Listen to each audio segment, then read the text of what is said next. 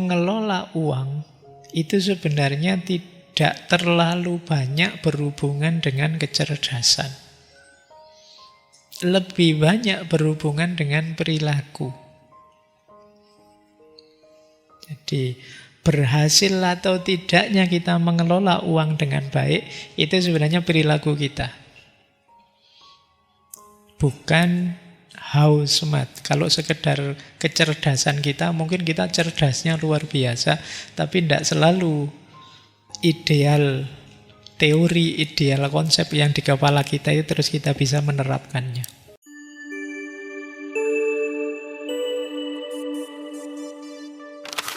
Assalamualaikum warahmatullahi wabarakatuh. Bismillah, mari kita lanjutkan lagi belajar kita, ngaji kita. Malam ini kita belajar tentang uang. Saya awali dari quotes ini. Jadi menurut beliau, money is everywhere. Uang itu ada di mana-mana, diperlukan dalam semua hal. It affects all of us. Ia mempengaruhi kita semua. And confuses most of us. Dan membingungkan sebagian besar kita. Ini satu quotes, 3 frase yang masing-masing penting. Yang pertama, money is everywhere. Itu seperti kalimat yang sering kita pakai, semuanya butuh duit. Tidak ada satupun dimensi hidup kita yang tidak berkaitan dengan duit. Dengan uang. Dalam hal apapun. Pendidikan kah? Politik apalagi? Bahkan agama pun butuh uang. Ngaji, ya kalian butuh uang kan. Kalau tidak ada duit, tidak bisa beli bensin, tidak bisa berangkat ke sini. Ya meskipun teman-teman takmir bilangnya gratis, datang saja. Ya emangnya datang ke sininya terbang kan enggak. Saya tidak pakai bensin kan Pak, jalan kaki. Ya kan, kalau capek kan terus minggir beli minum, ya uang. Tidak ada yang tidak uang. Semua aspek hidup kita memerlukan uang. Itu money is everywhere. It affects all of us. Semua kita dipengaruhinya. Kita sadar atau tidak, kita dipengaruhi. Ya mungkin senyummu beda antara dompetnya sedang tebal atau sedang tipis. Gaya ngomongmu juga beda. Moodmu naik turun itu mungkin sebagian besar ya berkaitan dengan ini. Itu affect all of us namanya. And confuses most of us. Dan membingungkan kita semua. Kita bingung, kemarin belajar tasawuf tidak boleh mikir dunia. Tapi kalau nggak dipikir, tidak punya duit, susah juga kita. Mau nyufi juga mungkin sekarang mahal. Jangan dikira, Pak saya mau nyepi Pak, menghindar dari keramaian. Oh, jangan dikira menghindar dari keramaian itu murah. Mungkin menghindar dari keramaian mau kemana? Ke gunung. Oh sekarang villa-villa mahal. Kamu mau kemana? Ya, mahal juga sekarang. Kok sekarang mau beli kitab saja sekarang mahal. Ngaji, apalagi. Saya online saja kok Pak. Yo, kuotanya juga mahal. Tidak ada yang tidak perlu uang. Dan terus kita bingung. Terus gimana ya caranya? Maka yo jangan malu-malu diakui saja. Ya Pak kita memang perlu uang. Tinggal mengelolanya. Porsi dan proporsinya yang tepat, mental kita di hadapan dia yang pas.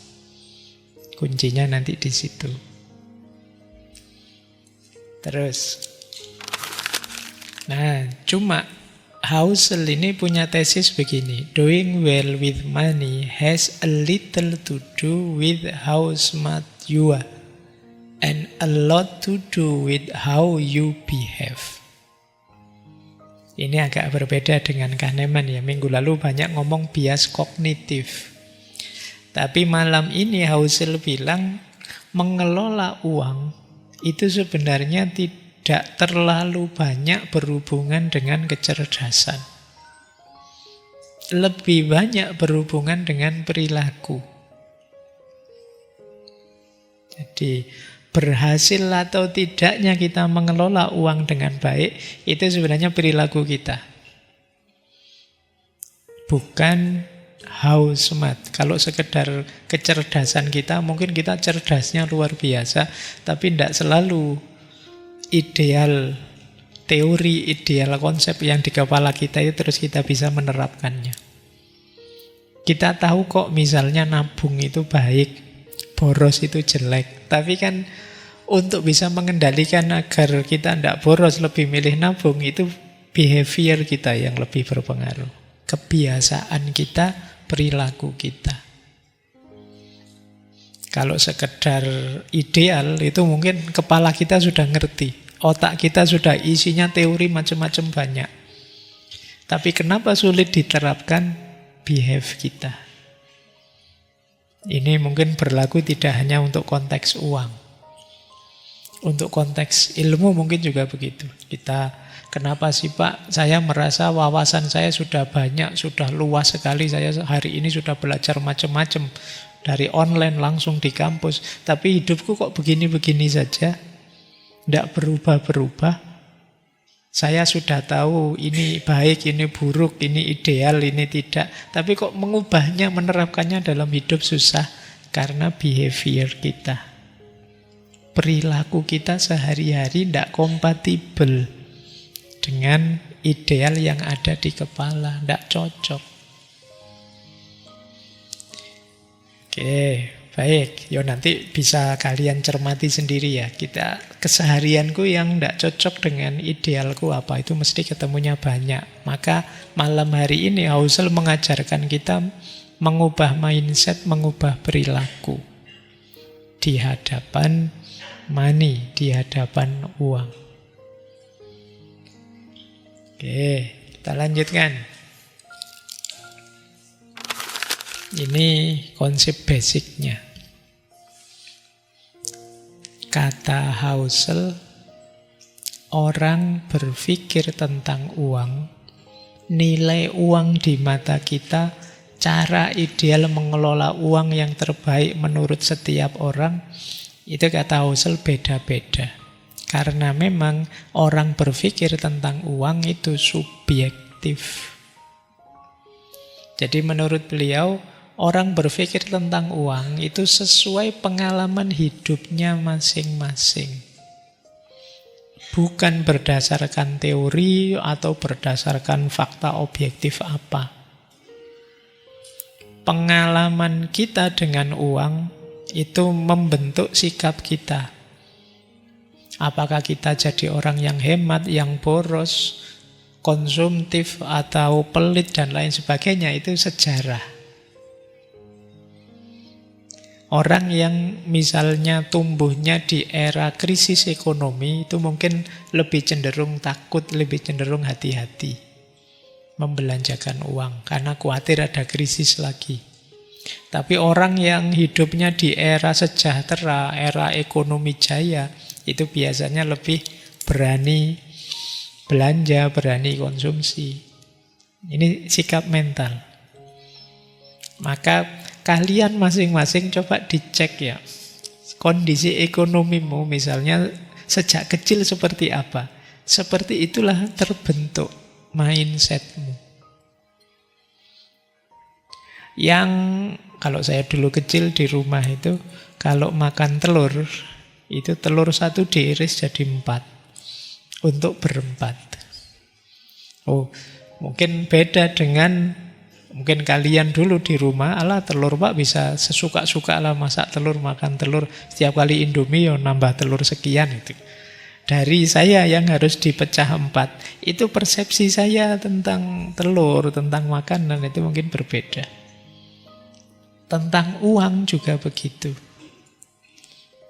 Kalian mungkin kaget lihat temenmu sekali makan ratusan ribu padahal masih mahasiswa. Sementara kalian makan bakso 20.000 mengkerut ke anumu. Dah, mahal ya, bisa begitu. Jadi dari mana sejarah? Masing-masing orang beda. Jadi orang berpikir tentang uang itu subjektif. Maka menurut Husserl tidak ada cara yang benar, yang universal mengelola uang. Yang menurut kita masuk akal mungkin bagi orang lain tidak. Ini maksudnya nanti kita jangan suka menghakimi orang. Jangan suka mencela gaya hidupnya orang. Mereka anak sejarahnya masing-masing. Orang yang pernah ketipu apa, itu mungkin dia sangat trauma sehingga tidak mau bisnis itu lagi.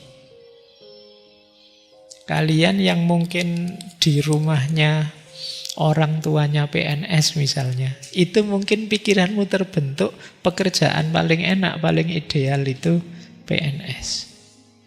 Yang orang tuamu TNI apa polisi, itu kemungkinan kamu akan cenderung masuk TNI atau polisi karena kalian melihat orang tuamu. Ini yang disebut sejarah.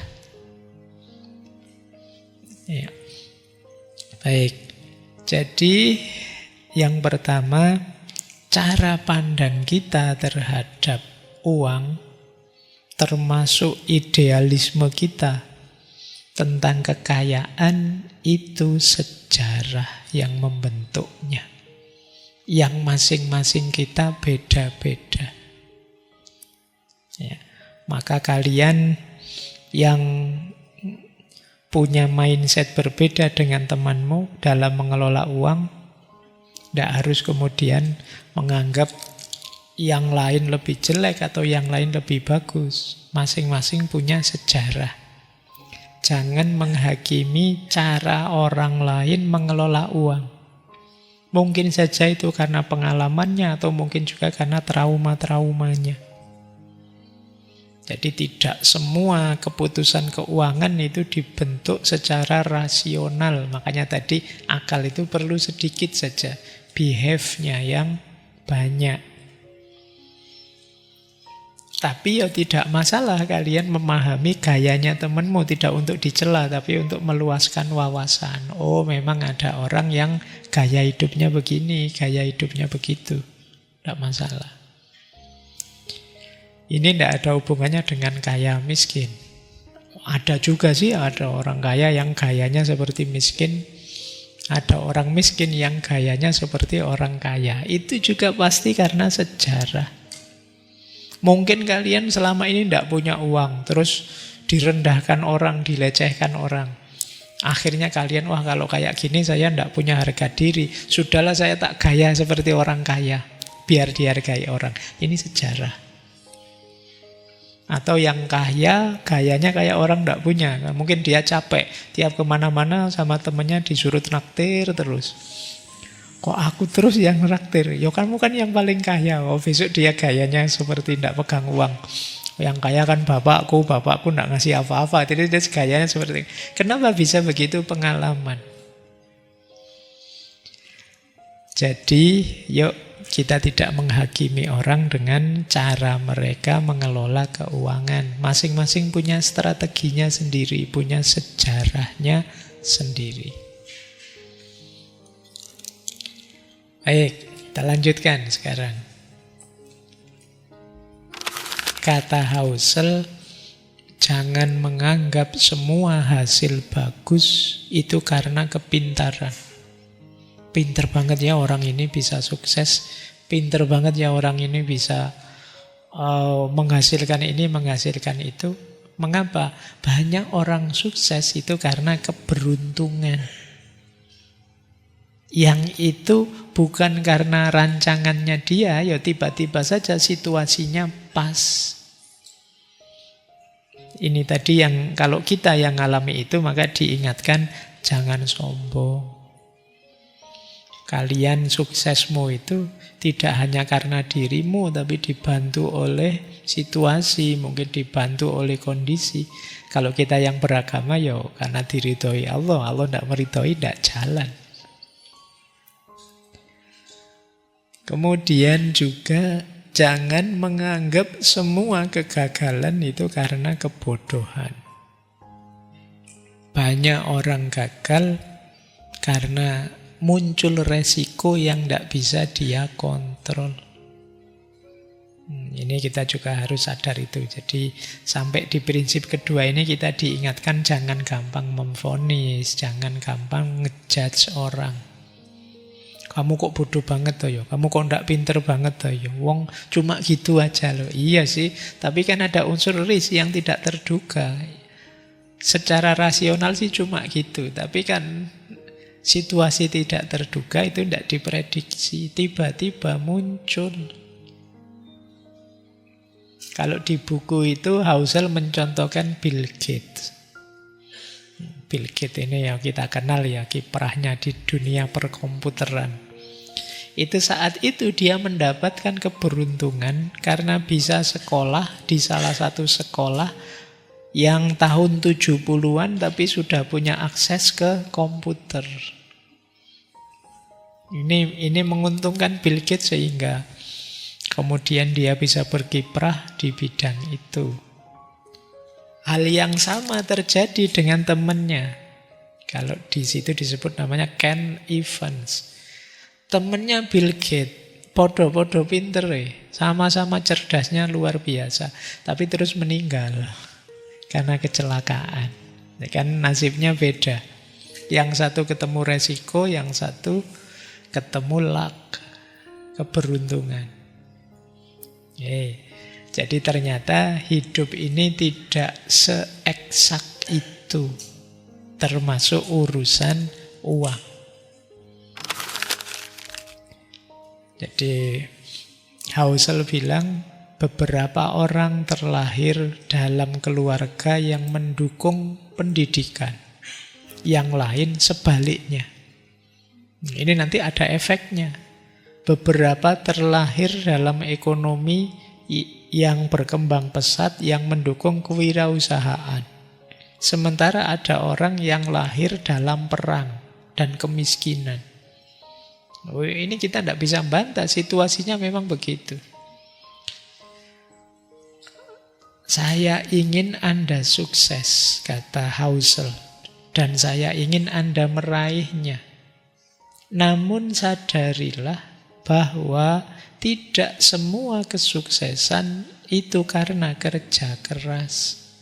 Dan tidak semua kemiskinan disebabkan oleh kemalasan.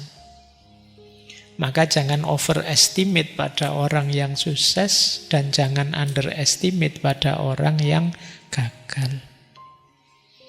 Kita kan selalu kalau ada orang gagal itu melihatnya jelek terus. Alah mesti males itu, mesti tidak memberikan semuanya. Gitu.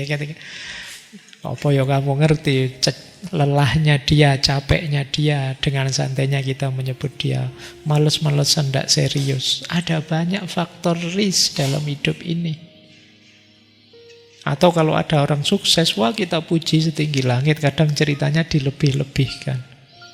Oh ini dia orang hebat, ini pinter ini, itu kalau ditelusuri nasabnya mesti ketemunya orang-orang kaya lah.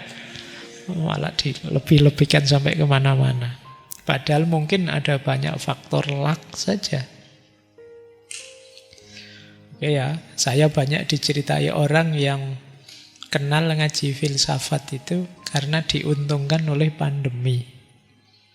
Jadi ngertinya pandemi, sebelumnya tidak ada orang kenal ngaji filsafat, tapi begitu pandemi terpaksa orang di rumah, daripada nganggur, terus ketemu ngaji filsafat terus kenal. Banyak yang begitu. Itu kan ini yang disebut faktor. Saya tidak bisa mengendalikan. Pandemi bukan ciptaan saya. Tapi diuntungkan oleh itu. Itu namanya faktor luck. Atau mungkin kan banyak yang bilang, Pak, saya kalau dengerin ngaji itu terus bisa tidur misalnya. Nah, saya diuntungkan dengan mentalnya orang hari ini yang suka overthinking jadi sulit tidur. Ngaji filsafat mengambil keuntungan dari situ. Itu namanya luck. Makanya kalau ada yang tanya, apa Pak rahasianya kok bisa sukses? Saya tidak pernah merancang untuk bisa sukses. Ya jalan-jalan sendiri ketemu keberuntungan ini, keberuntungan itu. Baik, jadi ini harus kita pertimbangkan juga. Jadi mengelola uang sebelum segalanya nanti kita merancang sampai detail, ayo diingat-ingat ya. Hidup ini tidak seeksak itu, tidak sepasti itu. Masih ada luck and risk. Ini kalau dibawa ke tasawuf lebih tajam lagi ini kan. Kita itu kuasanya hanya merancang.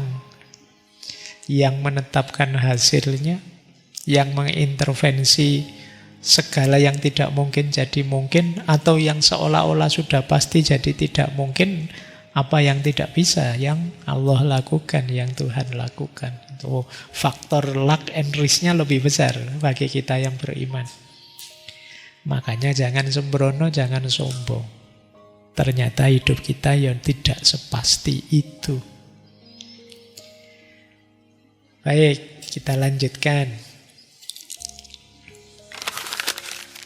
Nah, selanjutnya Husserl juga membedakan antara rich and wealth.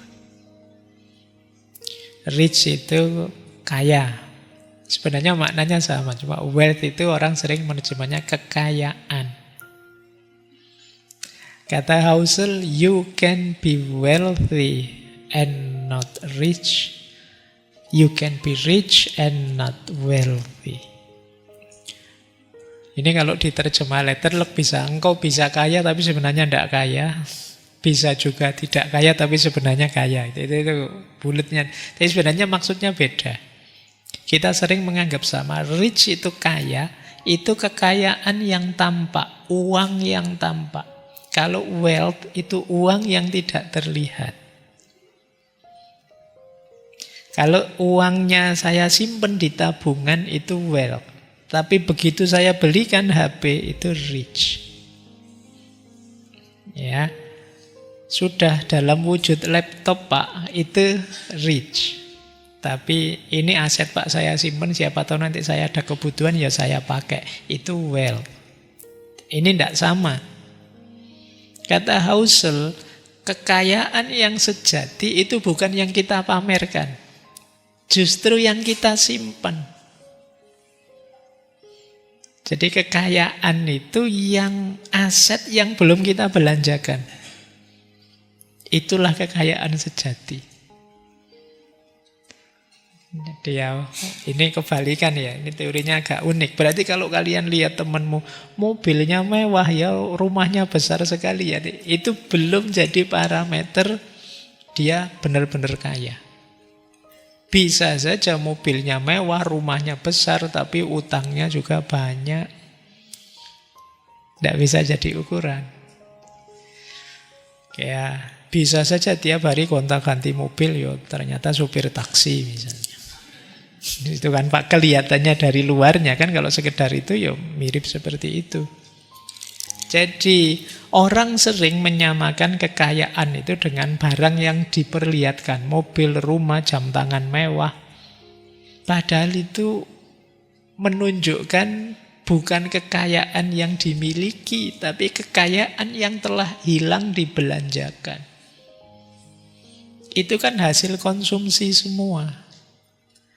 Apa yang dipamerkan itu menunjukkan konsumsi, tidak menunjukkan simpanan kita. Bisa saja orang yang barangnya mewah semua, tapi sebenarnya dia tiap hari di WA sama pinjol, debt collector ngejar-ngejar, bisa saja begitu. Jadi itu bedanya rich and wealth. Bisa saja orang kelihatan kaya tapi sebenarnya tidak kaya. Rich tapi tidak wealth. Ini kita ingat-ingat ya. Oh, ini menenteramkan kita yang tidak punya barang mewah. Kalau ditanya orang, saya itu kayaknya biasa gini, tapi ya tidak mesti juga kok gitu. Kan kadang-kadang kalian lihat orang kaya-kaya itu kalau kemana-mana kan malah kadang simple banget. Hanya pakai sandal jepit, hanya pakai kaos biasa. Sementara orang yang kaya baru biasanya itu, gaya nih. Tiap bulan ganti HP, padahal kalau mau pakai HP tanya dulu, ini budgetnya gimana ya? Gitu, bisa gitu. Terus bisa gonta-ganti mobil, pakai baju mewah, mewah. Itu rich. Tapi belum kaya yang sejati. Kaya yang sejati itu simpenan saya banyak.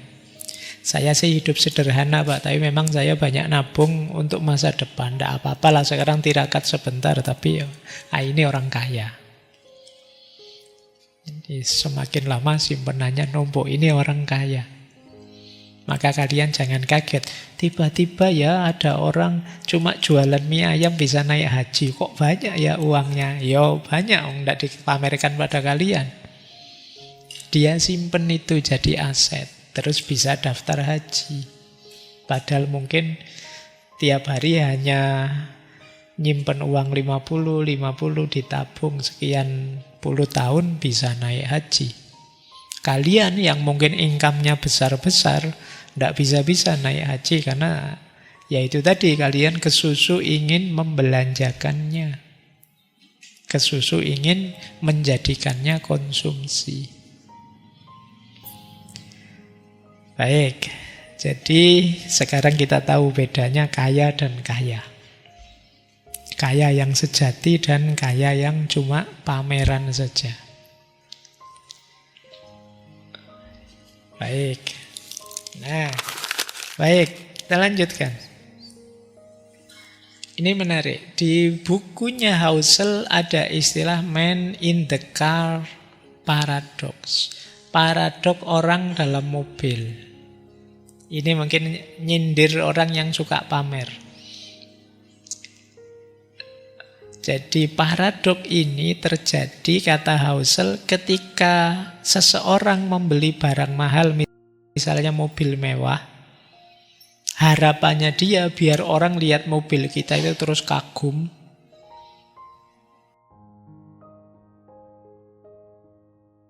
iri, dan lain sebagainya. Kata Husserl, orang itu kan inginnya, misalnya saya beli mobil baru, saya membayangkan orang lihat saya itu iri pada saya, kagum pada saya. Padahal kata Husserl, itu sebenarnya orang tidak kagum pada saya. Orang hanya kagum pada mobilnya saja, bukan orangnya. Di buku itu contohnya begini. Ketika seseorang melihat orang mengendarai Ferrari misalnya, mereka tidak berpikir, wow orang itu hebat. Tapi cenderung berpikir, kalau aku punya mobil itu, keren mungkin ya. Jadi orang tidak mikir kita, yang dipikir dia di mobil itu. Maksudnya apa?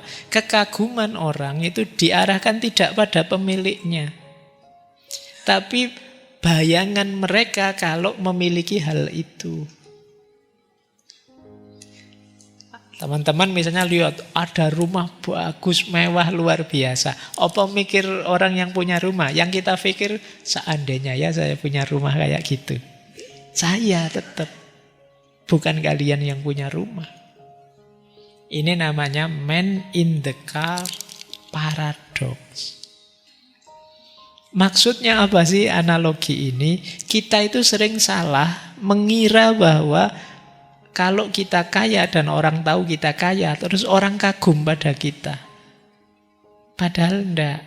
Orang itu hanya sibuk memproyeksikan keinginan mereka sendiri dalam barang-barang yang kita miliki. Jadi kita yang suka pamer, termasuk pamer status, pamer barang, ini sebenarnya tidak efektif. Orang tidak sepenuhnya menghargai kita. Kata Husserl, pengakuan sejati itu tidak datang dari penampilan luar. Kalau kita ingin benar-benar dihargai orang, tujuan kita dihormati orang lain, maka sikap kita, karakter kita, integritas kita itu jauh lebih berdampak daripada barang-barang kita. Kalau ingin yang dilihat orangnya, jangan cuma pamer mobilnya. Yuk jadi orang baik, coba yuk naik mobil saya bareng-bareng, yuk jalan-jalan, itu baru orangnya dilihat. Tapi kalau hanya pamer saja, enggak. Orang hanya memproyeksikan, membayangkan keinginannya pada barang kita. Apakah itu mobil, apakah itu rumah, bahkan mungkin apakah itu pasangan misalnya. Jadi jangan dikira orang melihat kita, ya kalau memang kalian mamerkan pasanganmu, yang dilihat pasangannya. Seandainya ya pasangan saya kayak gitu, itu mikirnya ke situ mesti. Jadi pamer itu tidak efektif untuk kita memancing penghormatan, penghargaan orang lain. Kalau ingin penghormatan, penghargaan orang lain, bukan pamer yang harus kita lakukan, tapi kebaikan. Integritas, sikap dan karakter dan lain sebagainya. Jadi nanti ingat-ingatlah man in the car paradox. Paradoks orang di dalam mobil. Oke. Nah, ini juga, kalau ini mungkin penting untuk kita, tidak nunggu besok. Kata Husserl, cukup itu lebih penting daripada lebih. Ini menarik ya kalimatnya. Lebih itu tidak pernah selesai. Sedangkan cukup itu membawa ketenangan. Jadi menyadari bahwa kita sudah cukup. Ini jadi kuncinya bahagia, kuncinya damai, kuncinya kebebasan finansial. Jadi ngerti kapan harus berhenti, itu yang dimaksud cukup. Banyak orang usaha mentang-mentang sedikit sukses terus dibablaskan. Wah kalau gitu buka ini lagi, buka itu lagi. Terus hancur gara-gara salah satu lininya. Ini karena lupa dengan cukup. Mengejar yang lebih itu kadang-kadang bisa menghancurkan kalau kita tidak hati-hati. Oh kalau ini sangat Quranik kalau ini. Alhaakumut takasur hatta zurtumul maqabir. Jadi engkau akan berlomba-lomba untuk berlebihan, berbanyak-banyakan, dan itu sampai mati. Jadi kata Husserl, banyak orang kehilangan semuanya bukan karena tidak pinter, tapi karena tidak tahu kapan harus berhenti. Jadi banyak orang sudah kaya, sudah sukses, tapi masih ingin ngambil resiko ini, resiko itu. Terus akhirnya malah bangkrut. Contohnya banyak sudah. Kayak orang main judi. Ini semoga di sini tidak ada ya pemainnya judi online. Orang main judi itu jangan dikira dia bisa berhenti kalau menang. Apalagi kalah. Kalau dia kalah, dia ingin, wah sudah kalah, ini saya harus mengembalikan yang kemarin kalah. Pasti pikirannya kan begitu. Seandainya toh terus menang, yang tadi hilang bisa kembali lagi. Mesti dia tidak mau berhenti. Lanjut siapa tahu menang lagi kan jadinya untung. Jadi akhirnya orang yang kecanduan judi itu dia tidak menemukan titik di mana dia harus berhenti. Karena ketika rugi dia ingin mengembalikan kerugian itu, dan ketika menang dia ingin menang lebih banyak. Jadi dua-duanya tidak ada berhentinya. Kadang orang bisnis juga begitu, mengelola keuangan juga begitu. Tidak tahu kapan harus berhenti. Ya karena memang ambisinya tidak ada putusnya. Ini yang harus jadi pengingat teman-teman besok ya. Jadi ngerti cukup itu lebih penting daripada lebih.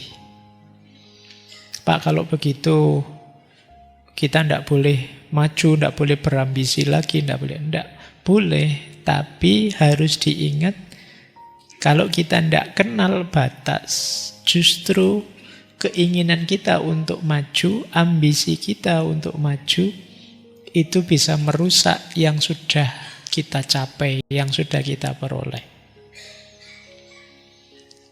Jadi cukup lebih penting daripada lebih. Ya cukup itu setiap orang standarnya beda-beda ya. Kita sendiri yang tahu cukup itu kapan. Cukup ini urusan mental kata Husserl, bukan urusan angka. Saya mungkin masih jutaan itu cukup lah tiap bulan. Tapi orang tertentu harus puluhan juta. Orang lain harus ratusan juta, itu baru cukup. Kalau kalian ya mungkin, saya tidak tahu sangunya mahasiswa sekarang satu bulan berapa. Zaman saya dulu jadi mahasiswa satu bulan sangunya 50.000. Beda ya sama kalian sekarang ya. Itu pun harus dipakai naik mikrolet 100 rupiah keliling Jogja. Dari Krapyak sampai UIN itu bisa 1 jaman itu. 100 rupiah. Setahun saya di pondok itu bayarnya 100.000 setahun. Saya tidak tahu kalau kos sekarang apa ada ya yang 1 bulan 100.000 apa ada. Tidak ada ya. Oke, ini yang dimaksud cukup itu urusan mental, bukan urusan angka. Kalau segitu bagi saya cukup, mungkin bagi kalian tidak. Zaman saya makan itu nasi, sayur, telur, kerupuknya 2, teh hangat 500 rupiah. Saya apal karena tiap pagi sarapannya rata-rata jenis itu. Masih 500 itu hitungannya besar, mungkin kayak sekarang ya puluhan ribu sudah itu. Ya. Oke ya, yang penting cukup ya, jangan dilihat besarannya. Tidak berlebihan. Maka kata Husserl, the hardest financial skill is getting the goalpost to stop moving. Salah satu kemampuan finansial yang paling berat adalah membuat gawang, goalpost itu gawang, berhenti bergerak. Maksudnya gawangnya ini jangan digerakkan terus. Jadi kita akhirnya rasanya tidak gol-gol sampai besok. Kalau gawangnya berhenti kan harganya enak. Kalau sudah masuk ke situ berarti goal tercapai. Sudah kan gitu. Tapi kan kita kadang sudah mau goal kita tambah target lagi. Sudah mau goal kita tambah target lagi. Akhirnya tidak goal-goal. Kita tidak ada syukurnya. Kurang terus. Maka cukup lebih penting daripada lebih. Saya lanjutkan. Oke. Kita lihat sekarang finalnya. Semua konsep-konsep tadi yang dijelaskan, pada akhirnya apa sih tujuannya pengelolaan uang dengan baik tadi? Menurut Husserl, tujuan akhir uang adalah memberi kebebasan kita. Ini sering terbalik. Kita sering sebaliknya justru dibelenggu oleh uang. Orang kaya yang sejati itu dia dibebaskan oleh uangnya. Kalau kita jadi takut begini, takut itu, takut uang kita berkurang, ini belum kaya yang sejati. Orang yang sukses mengelola uangnya itu adalah orang yang dibebaskan oleh uang. Gambarannya seperti ini, kata Husserl. Uang itu paling bernilai bukan karena kita bisa membeli mobil, membeli rumah atau kemewahan. Tapi Dengan banyak uang kita bisa memiliki diri kita, ngatur waktu kita suka-suka. Itu orang sukses namanya. Jadi orang yang paling kaya itu bukan yang paling banyak kekayaan materinya, tapi orang yang bisa, ini paling tidak ya, hari ini kerja apa enggak ya? Enggak usah kerjalah, santai saja, tapi uangnya tetap datang. Hari ini ke kantor enggak? Biar saja sudah ada yang ngurusi, jalan-jalan aja lah. Tapi ini orang merdeka sudah. Libur sajalah hari ini. Gitu kan. Jadi ini orang yang sudah merdeka. Termasuk menolak hal yang tidak cocok dengan nilai hidupku. Di sini saya kok diatur-atur kayak gitu, padahal saya enggak suka itu. Sudahlah, enggak salah. Nah, ini merdeka. Di sini kok enggak boleh ngerokok, padahal saya suka ngerokok. Kalau gitu saya keluar saja. Nah, itu kalau berani begini kalian merdeka. Orang kaya itu orang yang bisa mengatur waktunya sendiri, mengendalikan dirinya sendiri. Jadi dia bebas, apa keinginannya dia wujudkan. Banyak orang, kata Husserl, mengejar uang, tapi terus dia terikat dengan pekerjaannya, stres, dikejar-kejar keinginan konsumtif ini, konsumtif itu. Dan ini masalah, kata Husserl. Ternyata uang malah membelenggu kita. Oleh karena itu, ayo kita menjadikan uang sebagai jalan kebebasan. Caranya bagaimana? Itu di situ antara lain di buku itu disebutkan, misalnya yang pertama, gaya hidup kita ayo sesuai kemampuan saja. Keinginannya jangan aneh-aneh dan tahu kapan berhenti. Ini membuat kita terbebaskan. Kalau kita punya keinginan banyak yang aneh-aneh, biasanya terus dikejar-kejar target ini, target itu. Kita tidak bisa menikmati uang bahkan. Yang kedua, punya dana darurat, kata Husserl. Apapun yang terjadi, bahkan mungkin sampai di PHK lah, tidak punya ini, tidak punya itu. Tapi ketika kita punya dana darurat, kita masih aman. Tidak apa-apalah, ini prinsip. Kalau saya tidak boleh itu, ya sudah saya keluar, tidak apa-apa. Masih bisa survive, saya masih punya dana darurat. Ini membuat kita bebas. Kemudian yang ketiga, uang agar bisa jadi jalan kebebasan kita, mari menghindari perbandingan sosial yang tidak sehat. Yang membuat kita tadi terburu-buru, stres, dikejar pekerjaan ini itu, biasanya karena kita membanding dengan yang lain. Ingin sesukses dia, ingin sekaya mereka, ingin punya ini itu seperti dia. Itu membanding. Akhirnya gaya hidup kita tidak sesuai kemampuan. Akhirnya kita terbelenggu. Nah, ayo mulai pinter membaca diri kita ya, memahami diri kita. Terus yang terakhir, kata Husserl, jangan korbankan seluruh hidup kita hanya untuk uang. Kenapa? Karena kita hidup sekali dan waktu tidak bisa diulang kembali. Jangan sampai terlalu fokus ngejar uang, lupa menikmati uang, lupa menikmati hidup. Tidak bisa senyum, tidak bisa ketawa, tidak punya teman lagi, tidak dekat sama keluarga karena sibuk ngejar uang terus. Ini kerugian besar. Iya, uang itu penting tapi tidak segalanya. Nah, ini penting diingat-ingat biar uang punya fungsi membebaskan. Jadi